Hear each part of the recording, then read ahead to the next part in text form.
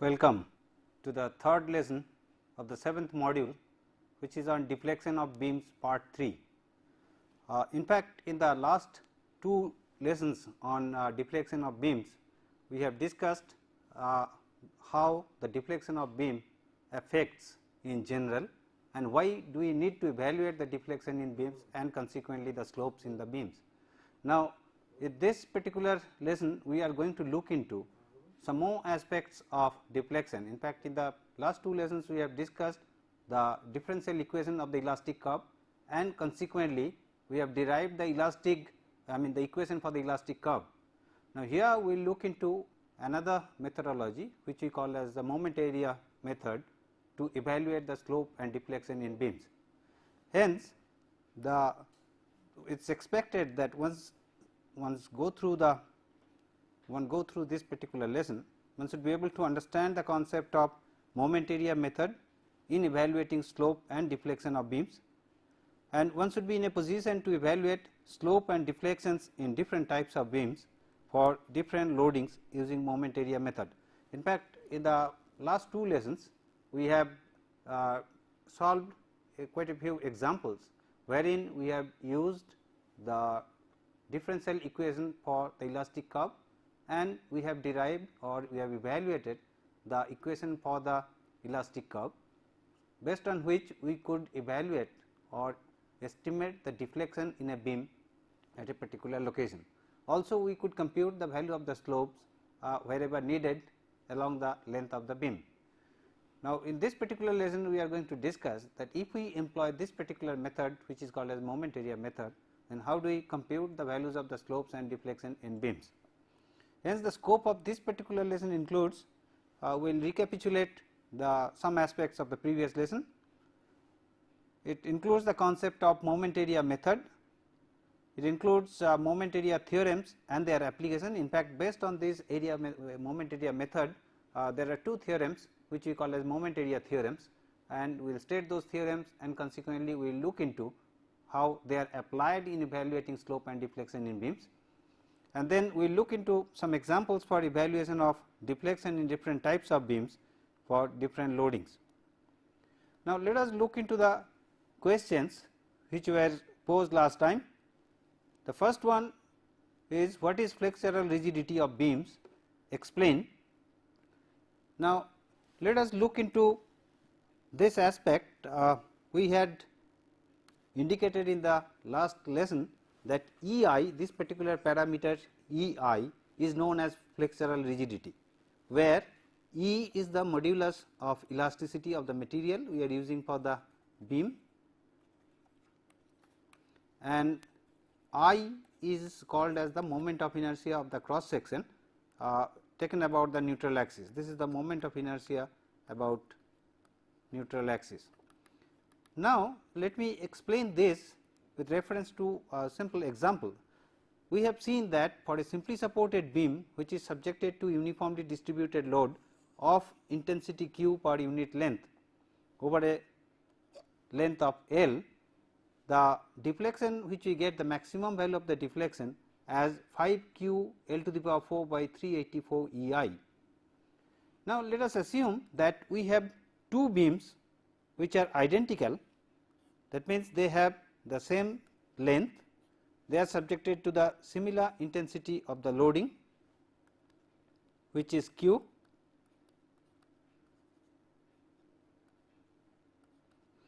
and they are made out of the same material, so that the value of E is same for both the beams.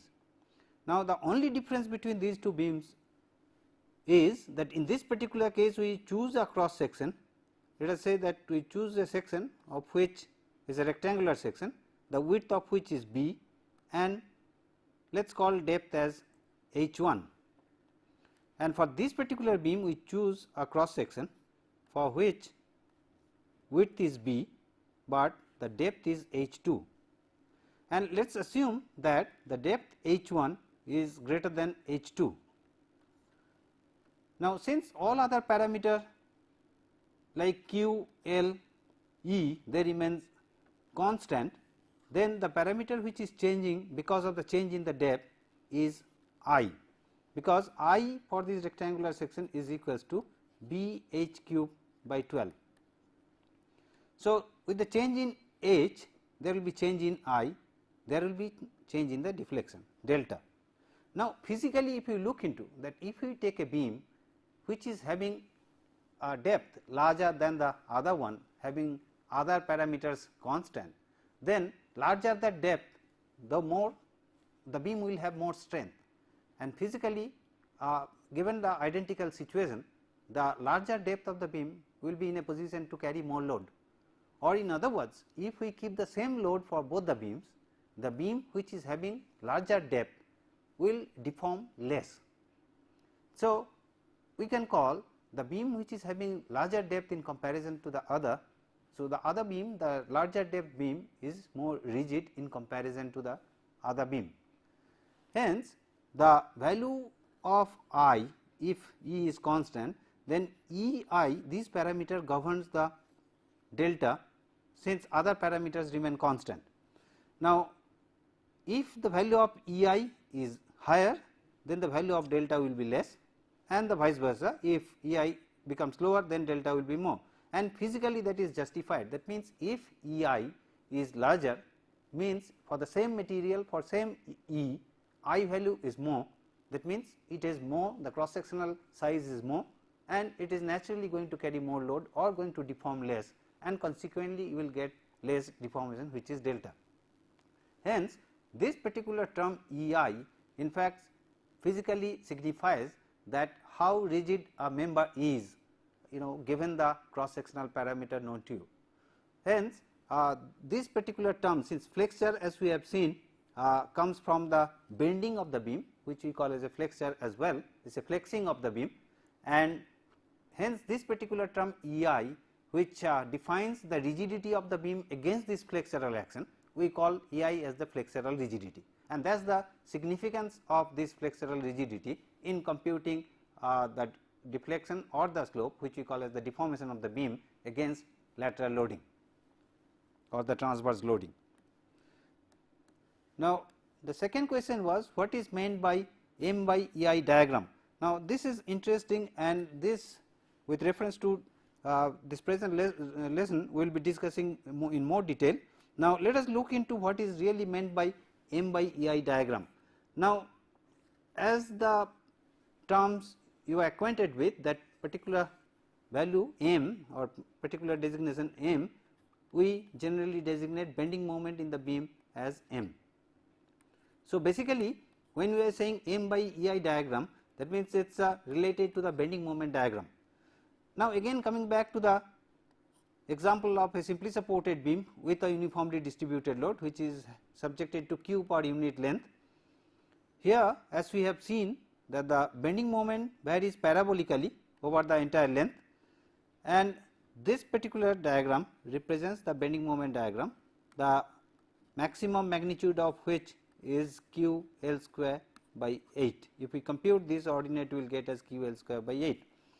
Now, when we say M by E I diagram, what we mean is that each and every ordinate of this bending moment diagram, if it is divided by the flexural rigidity of the beam member, which is E I, then we will get another diagram which is similar to the bending moment diagram in nature, but we will have the different values of the ordinates, which is equals to M by E I. The M value which we will have for the previous diagram, for the bending moment diagram, the M by E I diagram will be having ordinate value which is lower, because we are dividing each of the ordinates of the bending moment diagram by the term E I.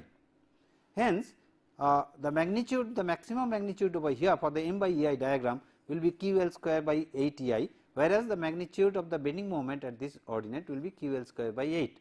So, this particular diagram where we divide all the ordinates of the bending moment diagram by E I, we call that as M by E I diagram.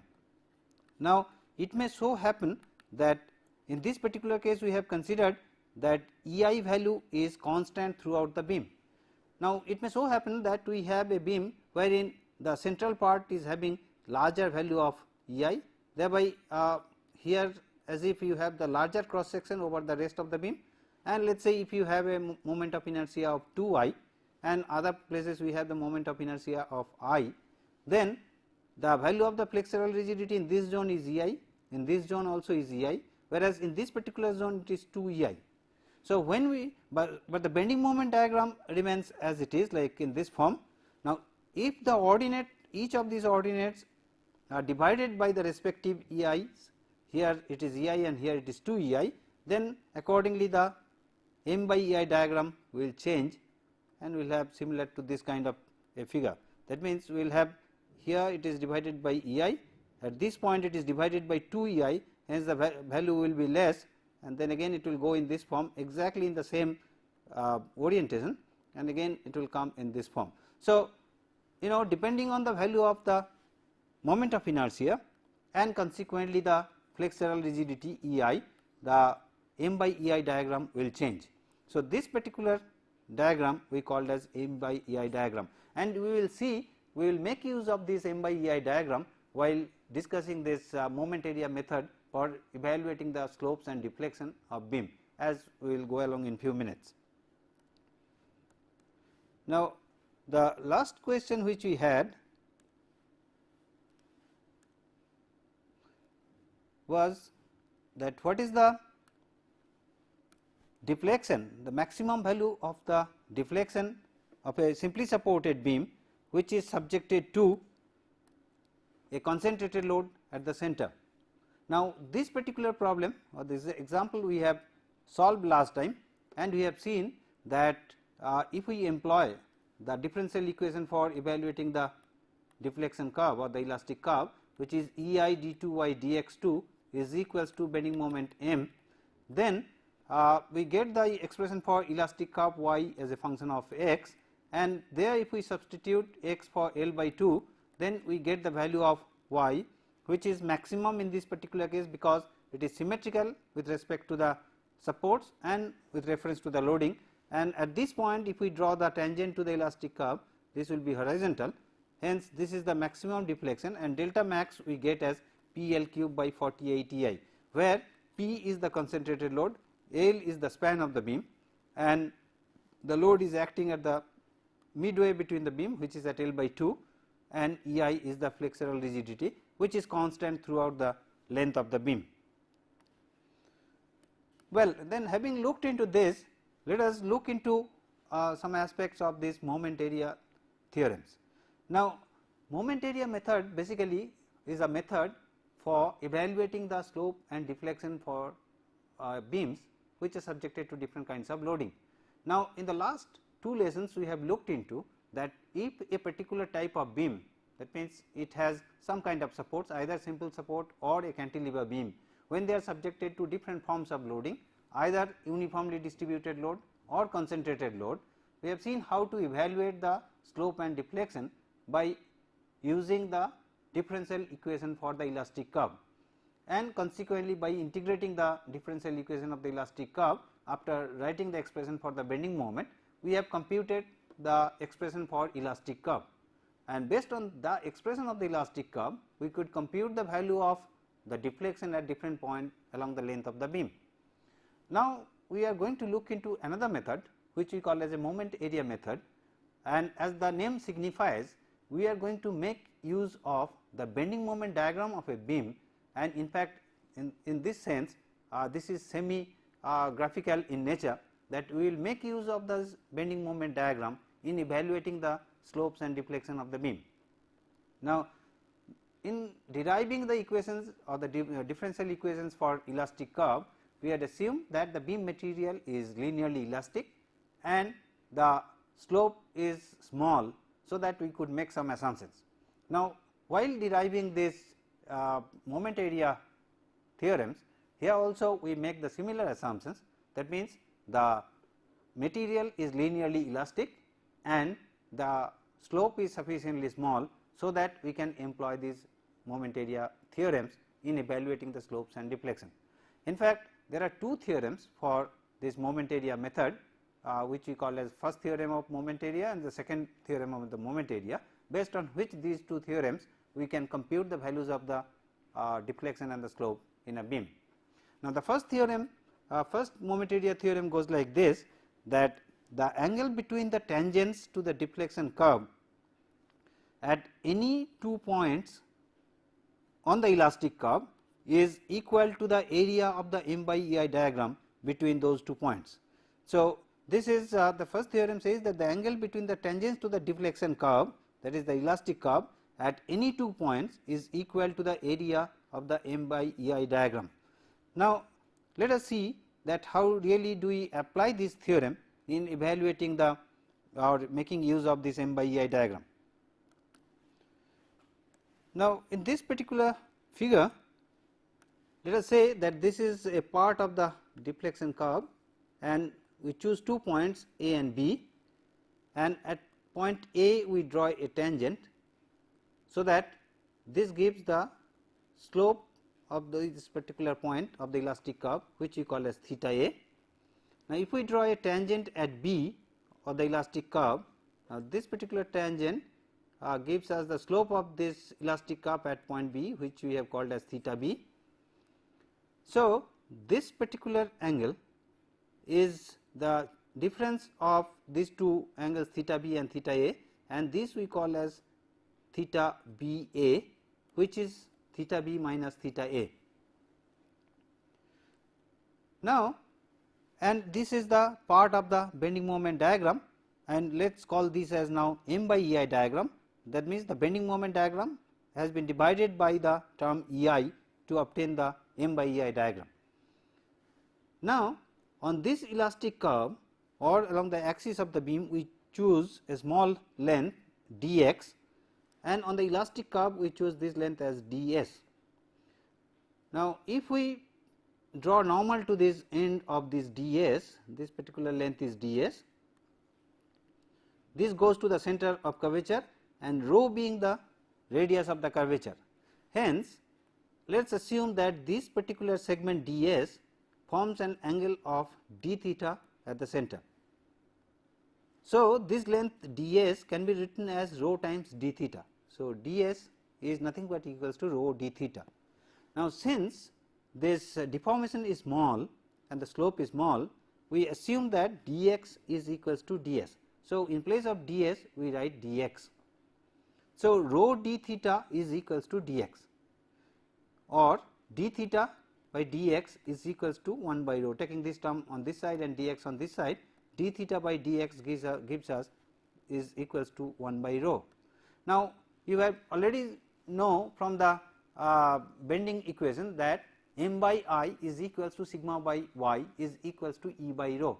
So, if we take the relationship between m by I and E by rho, then 1 by rho is equals to m by E I, and that is what has been used over here, that 1 by rho is equals to m by E I, and therefore, d theta by dx can be related to the m by E I. D theta dx is equals to m by E I, or in other words, d theta is equals to m dx by E I.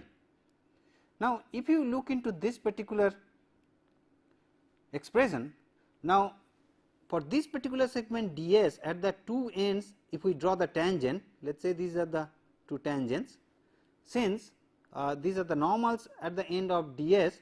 So, and since this angle is d theta, hence this particular angle also is going to be d theta.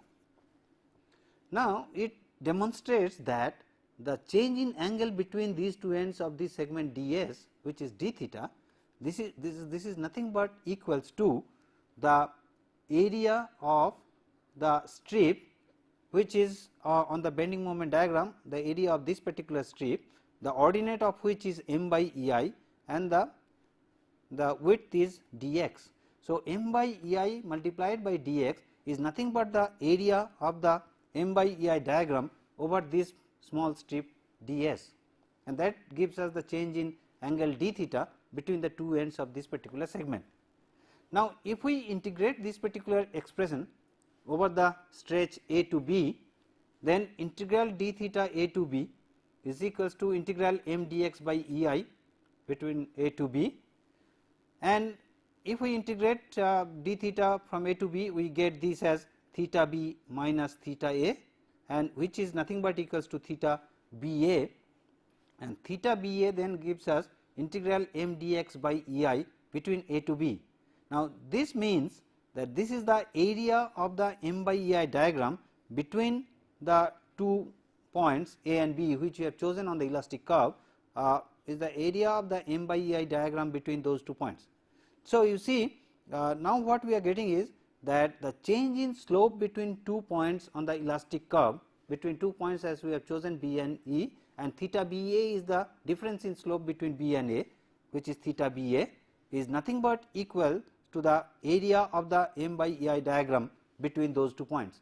So, you see this particular theorem demonstrates that if we know, or we can physically plot the elastic curve of a beam, and if we are interested to find out the difference in slope between 2 points on the elastic curve, then simply if we can compute the area of the m by ei diagram between those 2 points, that will give us the value of change in slope between those 2 points.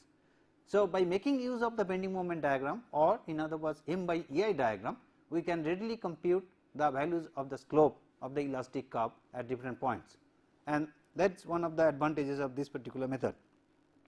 Now, of course, while using this particular method, we will have to be careful that the diagrams which we get for the bending moment diagram, they are to be simple enough, like if you have a form like rectangular or square or triangular form or a parabolic form, for which we know the areas, we can compute the values, area values directly for such diagrams, and it becomes easier to implement.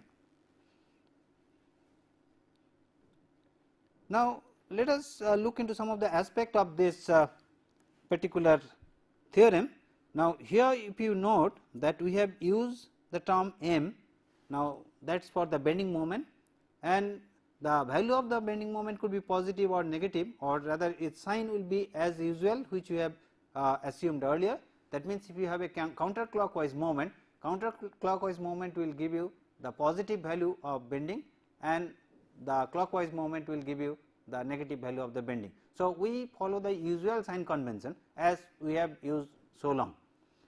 Also, now area of m by ei diagram is an algebraic quantity. That means, if we are choosing m by ei diagram between 2 points, and if it so happens, say for example, we have the m by ei diagram which goes like this, I am choosing arbitrarily. Now, if I am considering these two sections, let us say this is positive and this is negative, then depending on the sign as we have between these 2 points, we must consider these signs. So, the area of the m by ei diagram is given positive or negative sign depending on whether the bending moment is positive or negative. But when we try to compute the values of the slope or the value of the deflection, we really generally do not bother about these signs. Since we know physically how, because of the loading, how it is going to deflect, we can we just compute the absolute value, and then accordingly we assign the sign depending on whether it is having a clockwise movement or counterclockwise movement, or how the deflection is going, whether it is above the baseline or below the baseline, but only we are interested to evaluate the magnitude of these quantities, the slopes or the deflection. So, however, this sign convention is generally ignored, and only absolute values are considered for evaluating theta and delta. So, this is what is important while using this moment area theorem. Now, the second moment area theorem states that the tangential deviation of any point with respect to the tangent at any other point on the elastic curve is equal to the first moment of the area of the m by ei diagram between those 2 points evaluated with respect to the former point. So, it is again the tangential deviation of a point with respect to another point on the elastic curve. This is equals to the first moment of the area of the m by ei diagram between the points under consideration, and the moment is to be taken with respect to the first point where we are evaluating the tangential deviation with respect to the other. So, with respect to the former point. So, this is the second moment of moment area theorem, and let us look into how do we apply this theorem in evaluating the information as we need for evaluating slope and the deflection. Now, Again we consider a segment of the elastic curve, and on this segment we choose 2 points A and B, and we draw a tangent at point A, and from B we drop a vertical line, and let us say this tangent cuts this vertical line at B1. So, in fact from B1 is the tangential deviation of B with respect to the tangent drawn at A. So, the second moment area theorem states that the tangential deviation of a point with respect to the tangent drawn from any other point is equals to the moment of the M by EI diagram between those 2 points and taken about the former points. So, the moment of this M by EI diagram between 2 points A and B taken about B will be the case as per this second moment area theorem. Now, let us look into this. Now, if we go exactly in the same way as we have done earlier, that means for the first moment area theorem, now here we choose a small segment say of length ds, and as usual this makes an angle of d theta at the center, and considering that this is a small deformation problem or the slope is small. So, this ds length we approximate as dx, and at the end of this ds if we draw the tangent, we assume that this cuts this vertical line, and we call this length as dt. This length BB1 where this tangent from A cuts the vertical line from B, BB1 we call TBA, and this small segmental length we call this as dt on line BB1.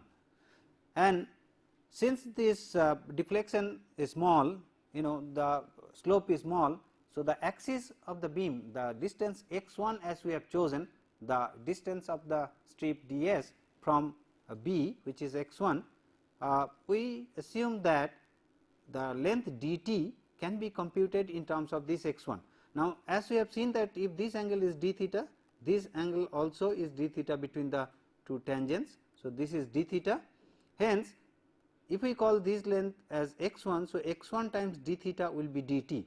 So, this is what is written over here, the dt is equals to x1 times d theta. Now, here we have assumed that slope is small, and thereby the length x1 which is along the axis of the beam is equivalent to the tangent length which is cutting the vertical line BB1 and giving the distance dt. So, dt is equals to x1 times d theta. Now, we have seen that d theta in the previous theorem, the d theta is equals to m dx by EI. So, in place of d theta if we substitute m dx by EI, we have dt is equals to x1 times m dx by EI. So, it shows that the distance dt between the 2 ends of this segment ds is m by EI, again is the ordinate of this particular strip. Now, m by EI times dx is the area of this particular strip of length dx, and if we take the moment of this area with respect to the point B is x1 times this area, that is what is the dt. So, if we integrate that dt from A to B, which will give us eventually BB1. So, T at P minus T at B1 is equals to TBA. This is equals to x1 times integral x1 times m dx by EI between A to B. This indicates that this is the moment of the m by EI diagram between points A and B taken about the point B, and integral x1 dx basically is the m by EI is the ordinate, dx integral over the length and the distance of that. Now, this point is the CG of this particular part of the m by EI diagram, and let us call that distance as x bar. So, this area times x bar, and x bar, mind that, is with reference to the point B for which we are evaluating the tangential deviation, is the moment of this particular area. So, the tangential deviation of B with respect to the tangent drawn at A, which is TBA, is equals to the moment of the m by EI diagram between B and A, and the moment is taken about the point B, That is the statement of the second moment area theorem. So, now that as we have seen that we have two theorems of moment area method.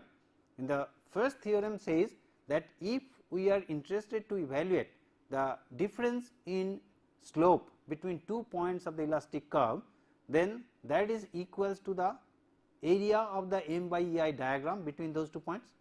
And the second moment area theorem states that if we are interested to find out the tangential deviation of a point on the elastic curve with respect to the tangent drawn on the other point with reference to that other point, then that is equals to the moment of the m by ei diagram between those 2 points A and B, and the moment is taken about the form of point which is B. That will give us the tangential deviation of the elastic curve or the point with reference to the other point where we have drawn the tangent.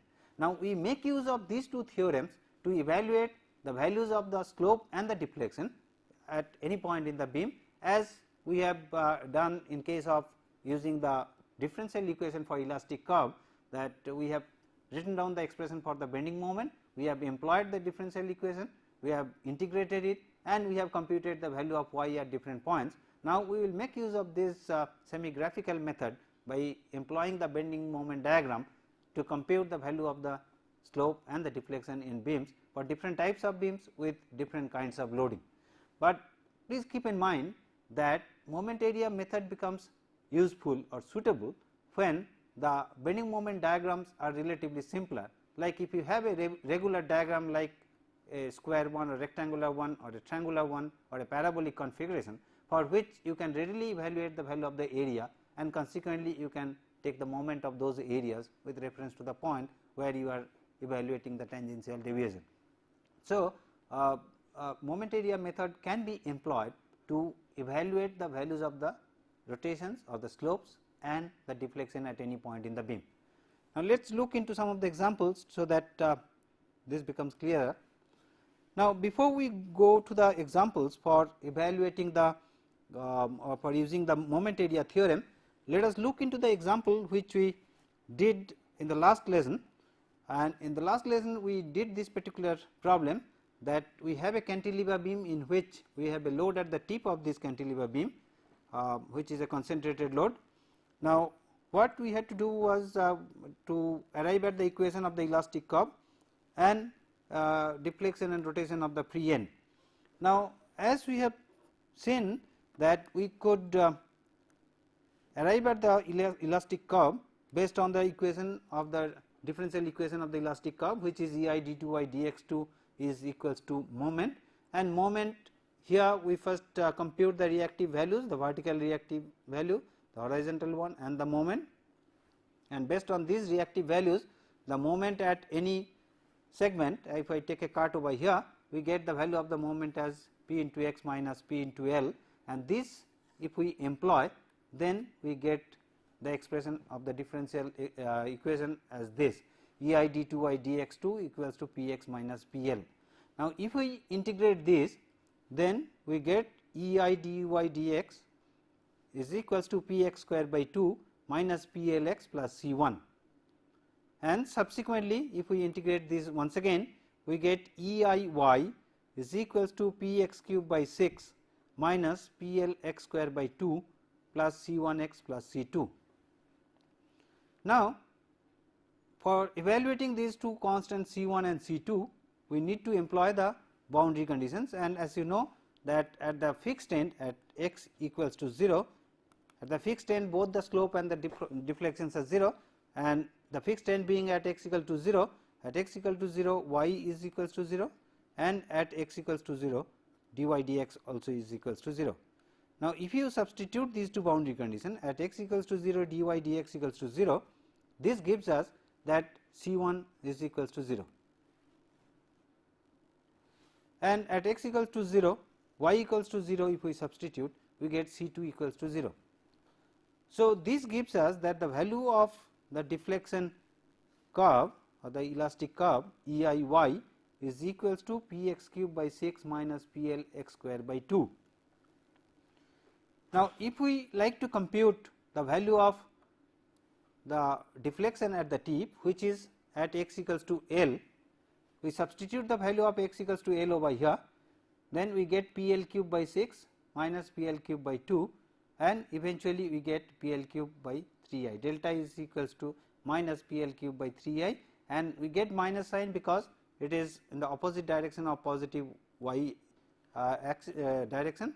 So, this is the value of the delta which we get. Now, eventually if we compute the delta, the maximum value of delta we get is at the free end of the beam, and that is the value of delta L, which we call as the maximum delta or delta max.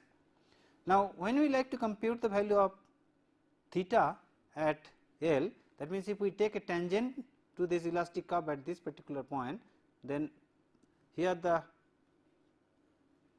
tangent to the elastic curve is along the axis because it is parallel or along the line of this particular axis.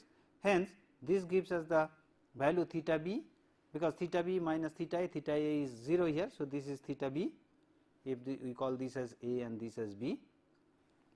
Now, the value of theta b or theta L at x equals to L, if we substitute here at dy dx, since C1 is equals to 0, so it will be PL square by 2 minus PL square. So, that will give us PL square by 2, and if we divide by EI, then theta is equals to PL square by 2 EI. So, this is the value of the slope of the elastic curve at the free end, and this is the value of the deflection of the free end of the beam, which is subjected to a concentrated load. Now, as I have told you that from the governing equation, which is EI d2y dx2 equals to bending moment m, we had derived the different form of the differential equation. That means, if we take the derivative of that particular differential equation once again, we get EI d3y dx3, which is equals to CR, and as we know that V is equals to minus dm dx. So, EI d2y dx2 is moment m, EI d3y dx3 is dm dx, which is equals to minus V. Now, we can employ this particular form of the differential equation as well, and we can get the solution again in the same form. So, if we do that, then how do we go about it? Now, let us look into that. Now, here we have computed the values of the reactive forces R and the moment m. R is equals to P. Now, if I take a cart over here, if we take a free body diagram, here you have R, you have moment, and at this cart you have the shear force V and moment m. Now, this R is equals to P. So, if we take the vertical equilibrium of the forces, then V plus P is equals to 0, or V is equals to minus P. That is the shear which we have, and that is from here to here you get the same value. Now, if we say that EI d3y dx3, this is equals to minus V, this is equals to, since V equals to minus P, this is equals to P, or if we integrate this, we have EI d2y dx2, this is equals to Px plus C1. Now, at this stage, if we like to find out the value of C1, now we see that at x equals to L, that means at the free end, the moment is equals to 0. Now, if we substitute that particular condition, we get that C1 is equals to minus PL. Now, if we substitute the value of C1 over here, we get EI d2y dx2 is equals to Px minus PL, and that is the point where we had started, that m is equals to Px minus PL, and then we had integrated after substituting in this differential form, and we have obtained these values. So, even if we start from this particular expression that EI d3y dx3 is equals to minus B, we arrive at the same value. So, you can employ any of this form of this governing differential equation, that means EI d2y dx2 is equals to the bending moment m. Now, you can employ the other form of the differential equation as well, which is EI d3y dx3 equals to CR, which is convenient in this particular case, or if you have a distributed loading over the entire span of the beam, you could use EI d4y dx4 is equals to minus q as well, which we had seen in case of a simply supported beam subjected to uniformly distributed load. So, any of these forms of this differential equation, according to the suitability, you can use it, and the final form of the results which will you get for the value of the maximum deflection or the rotations at different points, you will have the identical results. Now, let us look into another example problem. In fact, this example also was given to you last time, and in the last lesson we have discussed that if a beam is subjected to several loads of different forms, like if you have uniformly distributed load, you have several concentrated load on a beam, and if you are interested to find out the displacement at any point or the deflection of the beam at any point in the length of the beam, then the method which we have discussed so far, that means we compute the bending moment at different segments and substitute in the differential equation, and we solve the differential equation in those different segments, apply appropriate boundary conditions in those segments and arrive at the final form of the elastic curve. We can employ the same technique for evaluating the deflection for multiple loads, or else what we can do is that we can apply the method of superposition. Means that we assume that instead of all the loads acting simultaneously, we split it.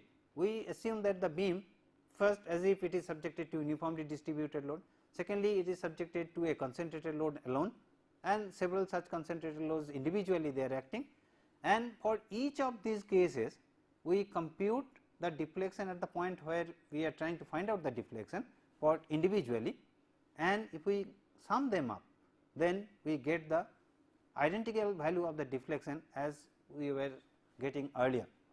The reason behind this is that the deflection which we are computing is a linear function of the load which we are applying, and hence this superposition is valid, and you can get the deflection by using this superposition technique. Now, let us look into this particular problem, that first if we compute it the way we are computing now, and subsequently if we impose the method of superposition, then what happens. Now, you see here in this particular beam we have the concentrated load and the uniformly distributed load which is Q per unit length, and as usual we compute the values of the reactive forces. Since we do not have any horizontal load in the beam, so value of HA, the horizontal reaction at A, is equals to 0. Hence, we have the values of RA and RB which is equals to, and this being symmetrical, you can make out readily from here that Q times L is the total load, that divided by 2 will be distributed between RA and RB, and the concentrated load P half will go over here and half will come over here, and that is what it is, that QL by 2 plus P by 2 is the value of the reactive forces RA and RB. Now, here we have two segments, this is segment 1 and this is segment 2. Now, for the segment 1, if we take a cut over here and draw the free body of the left hand, then the expression for the bending moment comes as RA times x, which is QL by 2 plus P by 2 times x, minus the uniformly distributed load over a length x, which is Qx square by 2, and this is valid between the range 0 to L by 2, x is between 0 to L by 2. Now, subsequently if we take the other part, segment 2, if we cut over here and draw the free body of the this part of the segment which is at a distance of x, then the value of the moment is equals to again RA times x, which is QL by 2 plus P by 2 times x, minus Qx square by 2 because of this uniformly distributed load, minus the effect of this concentrated load which is at a distance of L by 2 from at the 0 point. So, this is x minus L by 2, and this is valid between L by 2 to L.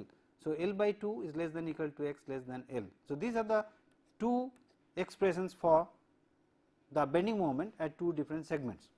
Now, incidentally, since this is a symmetrical beam or a beam which is having symmetrical loading, hence if we can compute for this segment, the other segment also will follow the identical results, but with a mirror image. Now, if we take the first segment and apply this in the differential equation, which is EI d2I dx2 is equals to moment m. So, here QL by 2 plus P by 2 into x minus Qx square by 2, that means we are taking the first part of it, the moment expression which is valid into the first segment, and if we integrate this, we have EI dy dx is equals to QL by 2 plus P by 2 and x will give x square by 2 minus this is x cube by 3. So, this is q x cube by 6 plus C 1, and on further integration of this we have E I y is equals to q L by 2 plus p by 2 x cube by 6 minus q x 4 by 24 plus C 1 x plus C 2.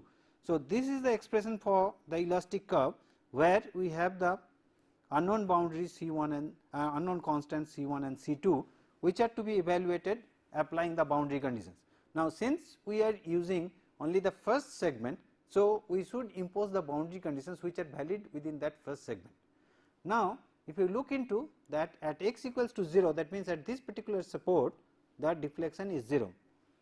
Also, if we draw the elastic curve as we are expecting, this is being a symmetrical beam, that means a beam subjected to a symmetrical loading. Now, if we draw the tangent to the elastic curve at this particular point at the halfway point, that becomes horizontal. That means the value of the dy dx at x equals to L by 2 should be equals to 0. Now, if we substitute that x equals to 0, y equals to 0, we get that C 2 equals to 0, and if we substitute that at x equals to L by 2 dy dx is 0, then from this expression we can get the value of C 1, and eventually C 1 comes as at x equals to L by 2 as 3 p L square plus 2 q L cube by 48 with a minus sign. So, the value of or the expression for the elastic curve, which is E I y, is equals to q L by 2 plus p by 2 x cube by 6 from here minus q x 4 by 24 from here, and C 1 times x. So, C 1 is minus 3 p L square plus 2 q L cube by 48 times x. So, this is the expression for the elastic curve of the beam.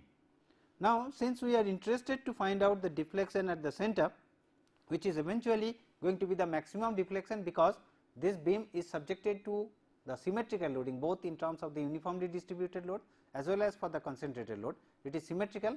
Hence, we expect that the maximum deflection will occur at the center of the beam.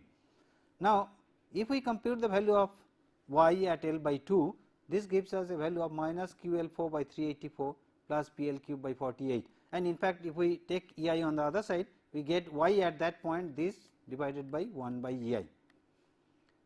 Now, if we try to apply, so this is the normal way, the way we are computing the value of deflection in a beam using the differential equation for the bending.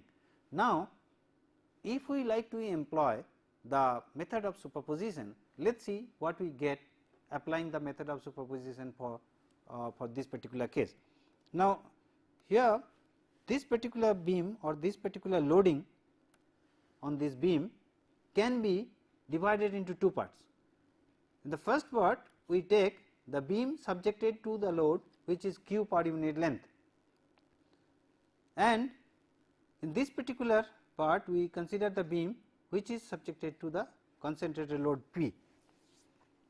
Now, as we have seen that when a simply supported beam subjected to a load q, uniformly distributed load q per unit length, then for that the values of the maximum deflection at the center is equals to 5 q L 4 by 384 E I, and the values of the slope at A and at B, which is theta A and theta B, is equals to q L cube by 24 E I. Now, here of course, we have not given the sign of the slope. Now, as we have noticed earlier that if you take the deflection curve, now the slope at this point is a clockwise one, which is negative, and the slope at this end is anticlockwise, which is positive, but the magnitude wise there this q L cube by 24 E I.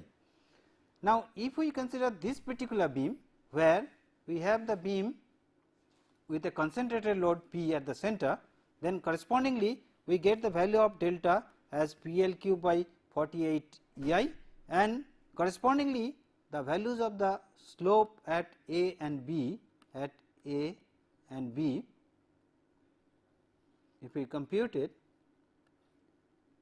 this is theta A and this is theta B, they are P L square by 16 E I. Again, we have not used the sign, only we have taken the magnitudes of those slopes. Now, as you can see that if we combine these two deflections together, that means since this particular beam we are analyzing and this beam is consisting of these two system of loading. So, if we compute the deflection which we have computed here and here, if we sum them up, that will give me the result for this particular case. So, total delta for this beam will be this plus this, which eventually we have seen in the previous case, and also the value of the slope will be sum of these two, which is that of this plus this. So, if by employing this superposition technique, we can split the loading system of a beam where it is subjected to several loads, either in the form of uniformly distributed load or in the form of concentrated load. We can split the loading system in the beam in different forms or in a simpler form, and then we can compute the values of the deflection and the slope at the point where we desire, and we can sum them up to get the results for the loads which are acting simultaneously. And this is the final form of this result for this particular case, that delta max is equal, this is for the uniformly distributed load, this is for the concentrated load. So, combined effect of this is the value for delta max over here. Theta at A is the effect of the uniformly distributed load and concentrated load, again theta at B is the effect of uniformly distributed load and concentrated load, again these are with the magnitudes, but not with the sign. Now, we have another example problem. Now, here we use the moment area method. In fact, this particular problem we have already solved to find out the slope and deflection of the free end. Now, we employ moment area theorem, so that we can compute the values and check whether they are coming the same. Now, when we employ when we like to find out the delta, the deformation of this, that means if we draw a tangent to the elastic curve at this and if we drop a perpendicular. So, this is the distance which is delta max, or which we call as TB. Now, so and also we are interested to find out the slope of this particular beam at this free end. If we draw a tangent over here, if we draw the tangent over here, this slope is 0. So, the difference between these two slope is theta b again. Now, as per the moment area first theorem, that if we are interested to find out the change in slope between these 2 points, it should be equal to the m by ei diagram between these 2 points, and that is what is considered over here. The bending moment diagram for the cantilever beam subjected to this tip load P will be PL by EI is the magnitude over here, and then gradually it will be coming to 0 linearly. So, we will have a triangular configuration for the m by EI diagram. Now, if we take the area of the m by EI diagram between these 2 points between A and B, which is half times PL by EI times length, that will give us the change in slope between these 2 points, which is equals to theta b, and that is equals to PL square by twice EI. Also, now when we draw a tangent over here, this is the tangential deviation of the elastic curve of this particular point, which is equals to the delta max. So, that means if we take the moment of the m by EI diagram with respect to this point, we are going to get the value of the deflection. So, delta max is equals to half PL by EI times L times the distance of the CG from here is 2/3 of L. So, if we employ that, that gives us a value of PL cube by 3 EI. So, these are the values which we have obtained earlier by employing differential equation. We can make use of this moment area theorem as well to get the values of the slope and the deflection. Well, we have another example problem. We will have to employ the moment area theorem to find out the slope and deflection of this particular beam, and this problem is set for you. We will discuss in the next class. Now, to summarize then, in this particular lesson we have included the recapitulation of previous lesson. We have looked into the moment area theorems. We have evaluated slope and deflection of beams using moment area method. Also, we have demonstrated some examples to evaluate slope and deflection of different types of beams for different loadings. Now, these are the questions set for you. What is the method of superposition? What is the use of moment area method? And what is the value of end rotations in a simply supported beam subjected to concentrated load P at the center of the beam? Now, answers for this will be given in the next lesson. Thank you.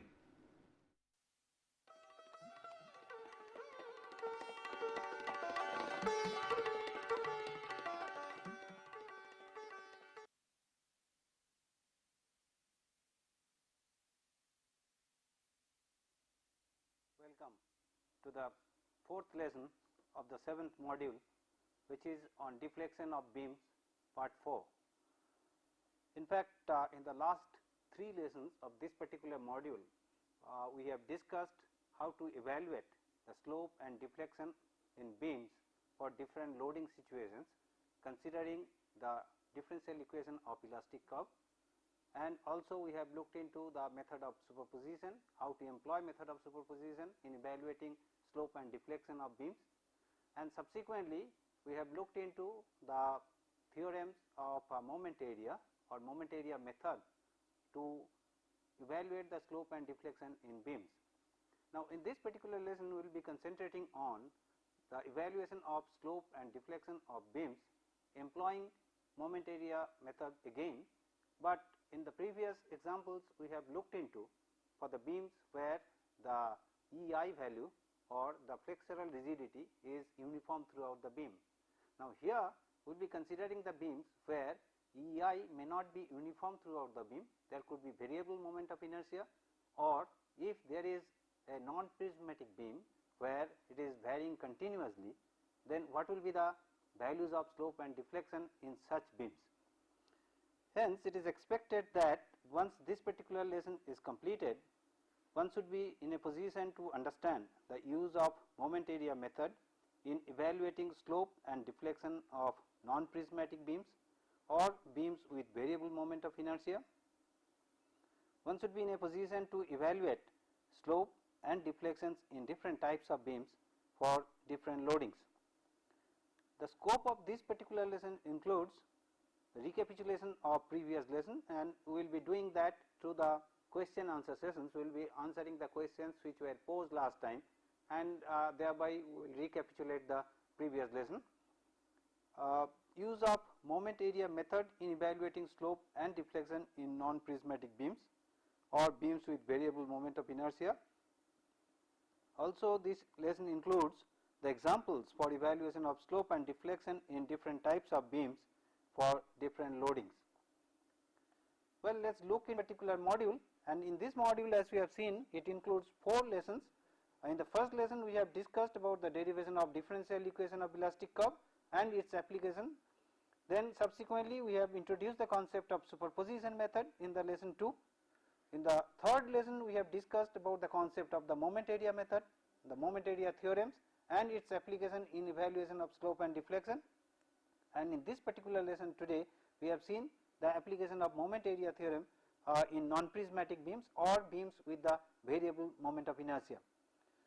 Now, these are the questions set for you, that what will be the value of deflection in a simply supported beam if the moment of inertia is double, what will be the value of end slopes in a simply supported beam if the span is double, and what is the value of slope at the tip of a cantilever beam subjected to concentrated load P at the tip of the beam. Now, answers for this will be given to you in the next lesson. Thank you.